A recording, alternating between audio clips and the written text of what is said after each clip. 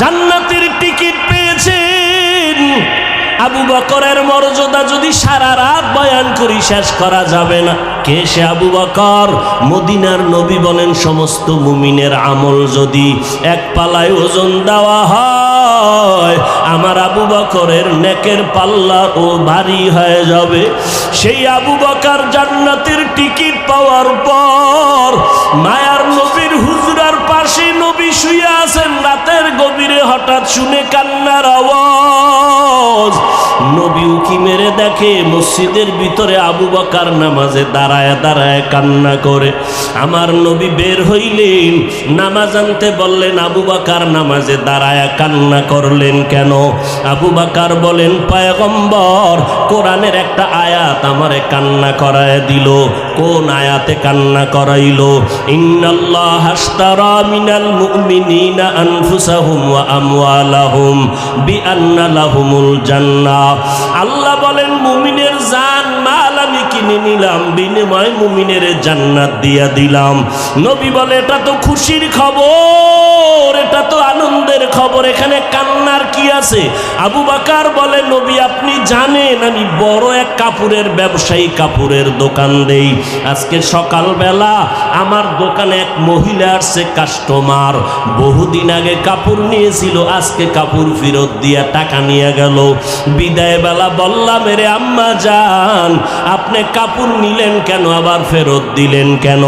মহিলা একটা আওয়াজ দিয়া চলে গেল, ও আবু বকর তোমার দোকানের মাল কাপড় আমার পছন্দ হয় নাই। এতটুকু বলে মহিলা চলে গেল। ও নবী আমি পেরেশান হয়ে গেলাম। আরে হাসরের ময়দান যেদিন কায়েম হয়ে যাবে, আপনি হাসরের ময়দানের ভয়াবহতার বয়ান করেছেন। মানুষগুলো সব উলঙ্গ দাঁড়াবে, ওদিকে সূর্যের গরম, ওদিকে জাহান্নামের আওয়াজ, আবার আমার মাওলা পাকের কুদরতি কহারিয়াতের আওয়াজ। ওই সময় নবীরা পর্যন্ত নাফসি নাফসি বলে কাঁদবেন, উম্মতের কথা ভুলিয়া যাবেন। মুসা নবী উম্মতকে ভুলে কাঁদবেন, আল্লাহ আমাকে বাঁচাও। ঈসা নবী কাঁদবেন, আমার উম্মতকে ভুলিয়া বলবে, আল্লাহ আমাকে বাঁচাও। ইব্রাহিম নবী উম্মতের কথা ভুলে গিয়া বলবে, আল্লাহ আমাকে বাঁচাও। সমস্ত নবীরা বেগুনা হইয়াও যদি হাসরের ময়দানে নিজের নাফসি বলিয়া কান্না করেন, ওই সময় যদি আল্লাহ সিরিয়ালে আমি আবু বকরের ডাক দেয়, আবু বকর কই? আমি মাওলা পাকের আদালতে যখন দাঁড়াবো, আল্লাহ যদি বলে আবু বকর তোমার যে জান্নাত দিছি বিনিময়ে তুমি কি নিয়ে আসছো বলো? আমি যদি বলি আল্লাহ তেলাওয়াত নাও, জিকির নাও, জিকির করেছি, নামাজ পড়েছি নাও, আল্লাহ যদি মহিলার মতো কথাটা বলিয়াই ফালায়, আবু বকর তোমার আমল নিয়া তুমি জাহান্নামে যাও, আমার জান্নাত আমারে ফিরায় দাও। ও আল্লাহ কারণ কি? আল্লাহ যদি বলে আবু বকর তোমার আমল আমার কাছে পছন্দ হয় নাই, যেইভাবে তেলাওয়াত করলে আমি খুশি হব ওইভাবে তেলাওয়াত তুমি করতে পারো নাই, যেইভাবে সেজদা দিলে আমি খুশি হব ওইভাবে তুমি সেজদা করতে পারো নাই, যেইভাবে ইবাদত করলে আমি খুশি হব ওইভাবে ইবাদত করো নাই। ও পয়গম্বর তখন ওই হাসরের ময়দানে আপন কেউ নাই। ইয়াউমা ইয়াফিরুল মারউ মিন আখিহি ওয়া উম্মিহি ওয়া আবিহি। ওরে ভাই ভাইয়ের পরিচয় দিবে না, সন্তান মা বাবার পরিচয় দিবে না, কেউ কারো আপন হবে না। এরে যুবক, ও টেকনাফের মুসলমান, ও পর্দার আড়ালের আম্মা জান, দুনিয়াতে দেখছেননি কেউ বিপদে পড়লে আপনেরাই তার বন্ধু থেকে দূরে সরে যায়। ছেলের জন্য ছেলে যদি মামলা খায়, বাপ মা বলে এই ছেলে আমি চাই না, দুনিয়াতেই পরিচয় দিতে চায় না। হাসরের ময়দানে কেউ কারো আপন হবে না, পরিচয় দিবে না। আবু বকর কাঁদে, নবীজি জাহান্নামের হ্যান্ডকাপ তো আমার হাতে লেগে যাবে। ওই সময় জাহান্নামের আগুন আমার শরীরটাকে ঝলসে দিবে। জাহান্নামের আগুনের গরমে চামড়াগুলো খসে খসে পড়ে যাবে।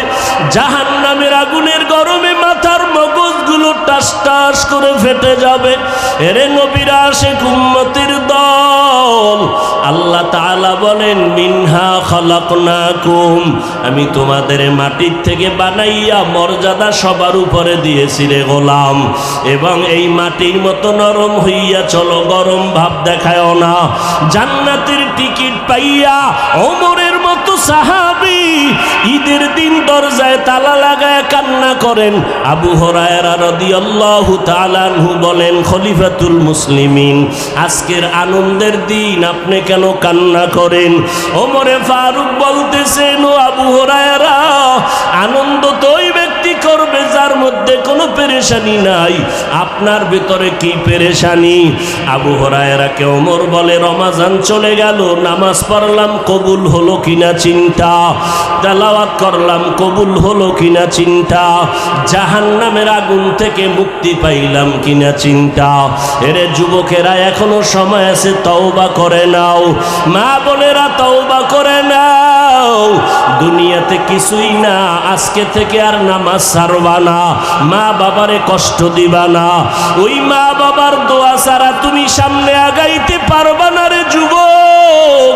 ওই মা বাবার চোখের পানি আর দোয়া ছাড়া পরীক্ষায় ভালো নাম্বার পাইবা না।